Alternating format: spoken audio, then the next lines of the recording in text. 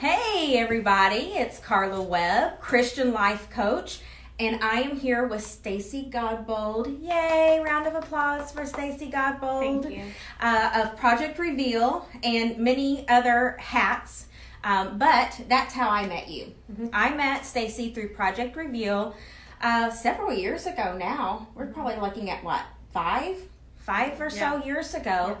And so for those of you who don't know me and are just tuning in for the first time, low network connection. Okay, we are praying for a network connection. We are praying for a network connection. So I met Stacey because she was doing a documentary on domestic violence and different aspects of domestic violence, and she needed to interview someone in regards to emotional abuse. And I was contacted about whether I would be willing to be interviewed by Stacey, and I said yes. And that's where our relationship began, and then we've just loved each other ever since. We really have. Mwah, mwah, mwah. So she was the first person I thought of whenever I thought, okay, I want to have guests on this. Yeah. And she's the first person I thought of, and I wanted to turn the tide on her. And I'm always interviewing you. And be the one who interviews Stacey. Okay. So, okay, Lord, we are praying for an internet connection. We are praying that this is going out live, and we are praying that people are seeing this because it's saying that there's a low internet connection right now. Did you get the Wi-Fi password? No, because I have unlimited data, so I thought maybe that might be better. I agree. Because sometimes Wi-Fi is a little No, you're right. Willy Wonka. Mm-hmm. Okay, so the idea behind If You Only Knew is I have two questions that you are required to answer. Required to answer. And the first one is in regards to relationships. If you could go back and be your own best friend, what would you tell yourself? Okay. Oh God, there's so much. Okay. I'm grateful for the things I've learned. You know, I really, really am. I think that those things really, really made me who I am today. But I had to learn the hard way how important independence is. Independence? Independence. Okay, so why is that? Well, you know, for a long time, I basically morphed into the person that the other person wanted me to be.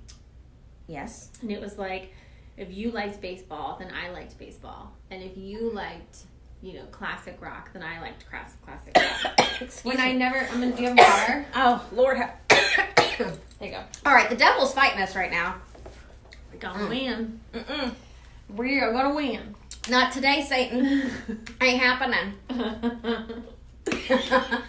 So, that is, I lost a lot of years, like really growing as a woman and as a person because of my identity was so unknown. Like I didn't know who I was, and that, and so, like I said, I mean, it was just like, and then it was like I needed that person to make me feel a certain way. Why do you think, because that's very common. Yeah. It's very common that we as women, we find our identity in someone else. Or something. Something else. And I talk about that Jerry Maguire moment whenever, you know, he says, you complete me. Right. And it's as if we are looking for that man or that something to say that we complete them or that they complete us. It was like I needed... Sorry, I'm shaking this at you. It was like I needed, or I felt like a need to have somebody in my life. Today, I am wildly happily married to a wonderful man that I do not need in my life. I want and I cherish him, and he enhances my life, and I don't want to breathe without him, but I don't need that. I don't need his love or anything to make me feel okay. Yes. And that just took so long to understand. I love myself, and I'm grateful. You know, I'm grateful to God of my understanding that of this wonderful life that I have, right? But for a long time, I didn't know what that was. Right. And so I would have told my best friend, if I would have been my own best friend back in the day, to really try to figure out who you are, and not be so dependent on him to make you feel a certain way, and find your own friends. And he was like, my friends are his friends. I mean, for God's sakes. Yeah. You know, and I don't regret that, because it made me who I am today. But it just like there was so much like wasted time of like self-growth. Yes. Well, the same thing happened with me. I was in a 17-year relationship, and I totally lost my identity as to who I was. And so then whenever I got divorced, and then I started entering the dating scene, as my voice cracks, good Lord have mercy. I did not open up that door until I knew who I was, and that I was solid in who I was. And actually the conversation that I had with Mike whenever we started dating was, I am looking for someone to complement me and my life, and not complete me. Right. I am made whole and complete through Christ. So I'm already a whole and complete person. Exactly. It's like, I call it the God-sized hole, you know, and when I'm trying to put other things in that God-sized hole, that's when I'm in bad shape. And it can be a him, or it can be other things, you know, shopping or sex or money or alcohol. Whatever. Yeah. Whatever. Work, whatever. So until I put God in that God-sized hole, and I'm okay. And so and in terms of relationships, it would have been a him. Yeah. Absolutely. And a lot of hymns. And not the good ones in the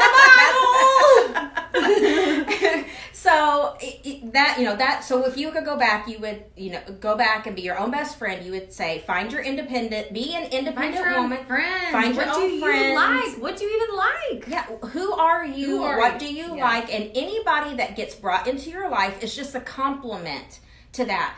Andy Stanley, I love listening to Andy Stanley, and his advice is, quit looking for the person that you want to date, and be the person you want to date. Because I haven't done a online dating or a personal profile, but so many people say, I love outdoor adventures and walking and going to concerts, but they don't hike. They're not, they haven't been to a concert in 15 years. Yeah. They're looking for someone to get them out of their shell to go do that.